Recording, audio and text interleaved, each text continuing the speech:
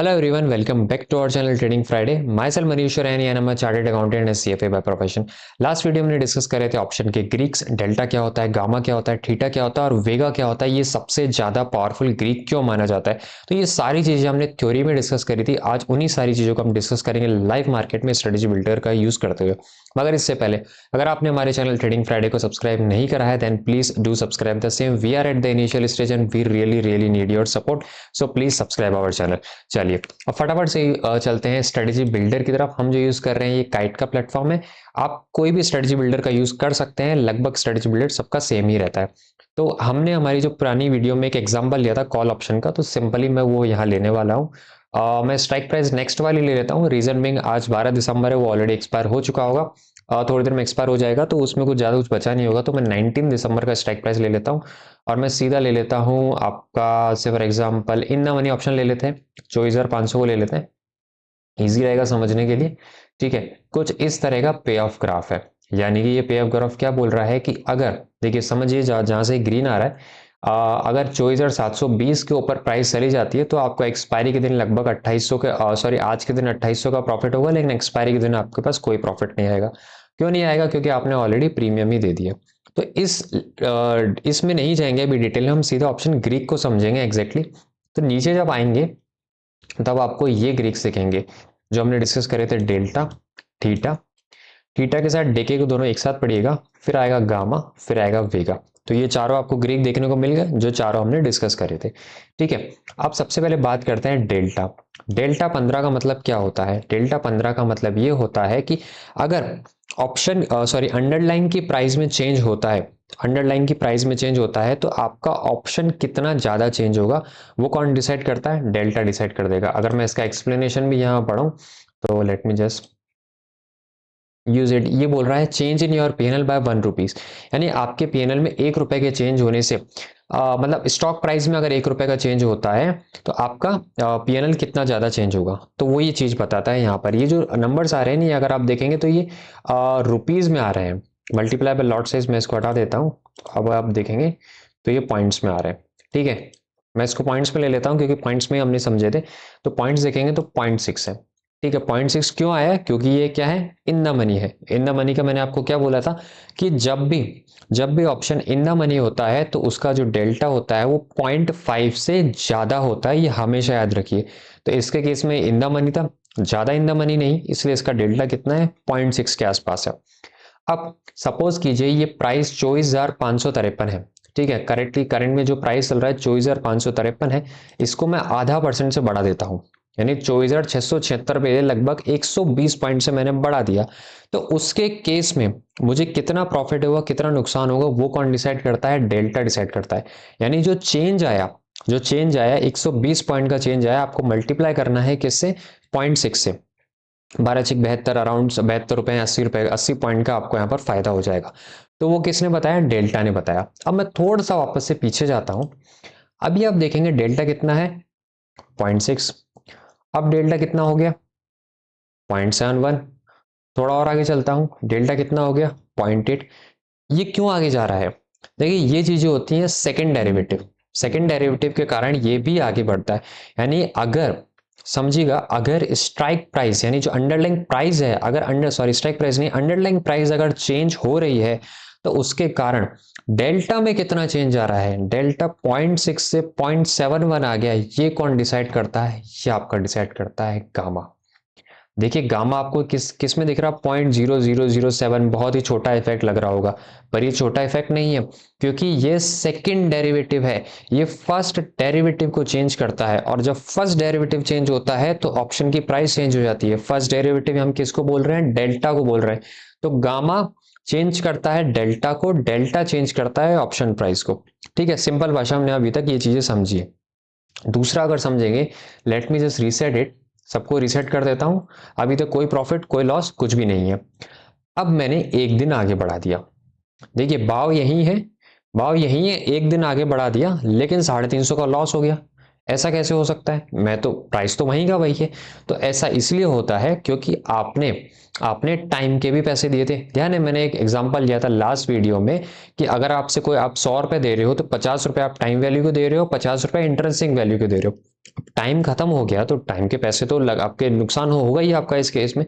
तो जैसे ही टाइम खत्म हुआ आपको 350 का नुकसान हुआ। थोड़ा और आगे चलते हैं, 2 दिन आ गए बीच में, अब सीधा मंडे। मंडे के दिन सीधा 1700, क्योंकि सैटरडे संडे भी तो टाइम था, वो भी खत्म हुआ। तो सीधा 1700 का लॉस हुआ। ट्यूसडे के दिन देखें तो 600 रुपए का और लॉस हुआ, 2381 पर चला गया। और अगर थर्सडे के दिन चला जाते हैं तो मार्केट यहीं बंद हो जाता है और फिर आपको लॉस होता है लगभग 4225 का। यानी कि अगर आप इन द मनी ऑप्शन ले रहे हैं, मैंने जो ऑप्शन लिया था 24,500 का लिया था, इन द मनी ऑप्शन लिया था, फिर भी आपको लॉस हुआ। क्योंकि बात ये समझिएगा, जो मैंने स्टार्टिंग में आपको बोला था कि बाद में देखेंगे, तो आपने क्या करा, 24,500 का आपने लिया। ठीक है, ये क्या था, इन द मनी था। अब मार्केट आपको फायदा तब देगा जब आप 24,500 के ऊपर क्लोजिंग देगा, तब आपको फायदा देगा। लेकिन प्रीमियम को मत भूलिए, प्रीमियम भी तो दिया आपने 225 का। आपने 225 का प्रीमियम दिया है, तो यानी कि मार्केट अगर 24,725 के ऊपर क्लोज दे रहा है तो ही आपको नेट प्रॉफिट होगा। नेट प्रॉफिट तब होगा जब मार्केट 24,725 के ऊपर बंद होगा। प्रीमियम को मत भूलना, प्रीमियम भी तो अपन ने घर से ही दिया है। तो मार्केट का बंद अगर 24,725 के ऊपर होता है तो ही आपको प्रॉफिट होगा। एग्जाम्पल पर समझा देता हूँ इसका, मैं अगर इसको 24,677, या फिर देखिए 677 में भी कुछ प्रॉफिट नहीं है। अब 24,800 के केस में आपके पास प्रॉफिट है, लगभग 1800 का प्रॉफिट आ गया। मैं इसको 24,730 कर देता हूँ या 725 कर देता हूँ। ठीक है, 725 के केस में आपको नो प्रॉफिट नो लॉस है। जैसे ही 726 करूंगा आपको थोड़ा बहुत लॉस आने थोड़ा बहुत प्रॉफिट आने स्टार्ट हो गया। ठीक है, तो इसीलिए सबसे पहले ये निकालिए कि आपको प्रॉफिट होगा क्या। ठीक है, स्ट्राइक प्राइस को देखकर या फिर आप जिस भाव का ले रहे हैं अंडरलाइन प्राइस को देखकर ये मत सोचिए कि मेरे को इसके ऊपर से आने से प्रॉफिट हो जाएगा। पहले भाव निकालिए, आपको प्रॉफिट कब होगा। आप सेल कर रहे हैं तो कब प्रॉफिट होगा, बाय कर रहे हैं तो कब प्रॉफिट होगा, ये निकालना सीखिए। और सिंपल आप स्ट्रेटेजी बिल्डर का भी यूज कर सकते हैं। स्ट्रेटेजी बिल्डर ने ऑलरेडी ऑलरेडी 24,730 या 24,728 निकाल रखा, जो स्टार्टिंग में डिस्कस कर रहा था। तो ये क्या था आपका तीसरा ग्रीक, थीटा। अब सबसे इंपॉर्टेंट ग्रीक में डिस्कस करने वाला हूं वेगा। मगर उससे पहले, अगर अभी तक आपने हमारी इस वीडियो को लाइक नहीं करा है then please please like this stream, like this video, because YouTube का एल्गोरिथम ये बोलता है अगर आप एक लाइक करेंगे तो ये 50 नए लोगों को दिखाएगा, and we really really need that support. So please please hit the like button and share with your friends. अब हम डिस्कस करेंगे वेगा। देखिए वेगा की पावर क्या होती है। मैंने क्या बोला था, वेगा क्या होता है, डर। ठीक है, आपने क्या कर रखा है, ऑप्शन को बाय कर रखा है। ठीक है, राइट नाउ आपको कोई 100 रुपए का मामूली सा प्रॉफिट चल रहा है। ठीक है, अब मैं नीचे आ जाता हूं, मैं डर बढ़ा रहा हूं। ठीक है, डर कैसे बढ़ाना होता है, विक्स को बढ़ाना होता है। जो आईवी होती है ना, इंप्लाइड वॉलिटिलिटी, एक तरह से आपका विक्स ही मानिए, इसको मैं बढ़ा देता हूँ। एग्जैक्टली आईवी क्या होती है, वॉलिटिलिटी कैसे निकलती है, ये लेटर ऑन समझेंगे, बिल्कुल डिटेल में जाएंगे। जो बिल्कुल एक्सट्रीम लेवल की डिटेल होती है उसमें भी मैं जाऊंगा, पर एक बार के लिए आप समझिए ये डर होता है। ठीक है, मैंने क्या बोला, इसको एक बार के लिए आप 20 पर ले लीजिए। सब कुछ वही है, टाइम भी वही है, सब कुछ वही खड़े है, फिर भी 2600 का प्रॉफिट हो गया। क्यों प्रॉफिट हो गया, क्योंकि मार्केट में डर आ गया। मार्केट में डर आ गया तो इससे हुआ क्या, ऑप्शन में बाइंग ज्यादा होने लग गई। देखिए आप बोलेंगे कॉल ऑप्शन में कौन सा डर, कॉल ऑप्शन में क्या होता है। देखिए डर दोनों तरफ से आता है। पुट ऑप्शन में नो डाउट स्क्यूनेस होती है, पुट ऑप्शन में ज्यादा होता है, पर आप कॉल लेते हैं तो उसमें भी डर रहता है। ठीक है, कल इलेक्शन का रिजल्ट आने वाला है, हो सकता है कोई सरकार वापस से आ जाए, हो सकता है दूसरी सरकार आ जाए और मार्केट 10% ऊपर जाएगा। ये भी क्या है, ये भी एक तरह से पैनिक सिनेरियो ही है। आपने तो शॉर्ट कर रखा है, आपको कवर अप करनी पड़ेगी जो पोजीशन को, आपको कॉल बाय करना पड़ेगा, तो ये भी तो डर था। तो इसीलिए कॉल में भी विक्स होता है। अब मैंने क्या बोला, कोविड के टाइम पर रातों रात ये 18 से कहां पहुंच गया था, 80 पर पहुंच गया था। अब मैं दिखाता हूं इसको 80 पर ले जाकर। अब आप देखेंगे तो 22,899 रुपए का प्रॉफिट हो गया बिना कुछ करे। इसको बोलते हैं वेगा की पावर। ठीक है, यही हुआ था एग्जैक्टली कोविड के टाइम पर, इसीलिए बोलते हैं वेगा को कभी भी अंडर एस्टिमेट मत करना। वेगा को कभी भी अंडर एस्टिमेट नहीं करना चाहिए, क्योंकि जब वेगा बढ़ता है तो बहुत बढ़िया लॉस करवा सकता है अगर आप शॉर्ट पोजीशन में।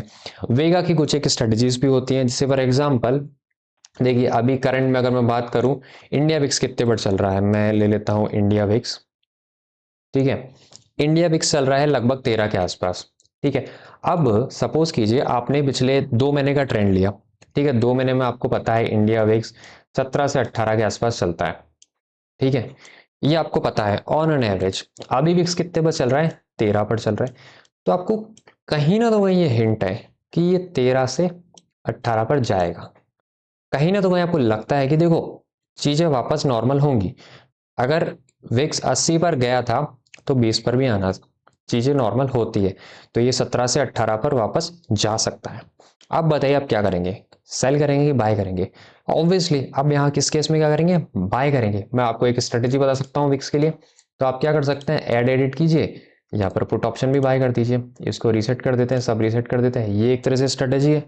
साफ साफ दिख रहा है इसमें तो बहुत भयंकर लॉस होगा, लेकिन इसमें प्रॉफिट हो सकता है। आप क्या कीजिए, विक्स को वापस से 17-18 पर ले जाइए। ठीक है, विक्स आ गया मेरा 17-18 पर, मैंने तो कुछ भी नहीं करा, फिर भी 3500 का प्रॉफिट। इसको बोलते हैं विक्स की पावर, इसको बोलते हैं वेगा की पावर। इसीलिए जब भी आप स्ट्रेटेजी बनाएं या हमारे साथ स्ट्रेटेजी बनाएंगे तो आप एक चीज नोटिस करेंगे, हम कभी भी वेगा को अंडर एस्टिमेट नहीं करते हैं।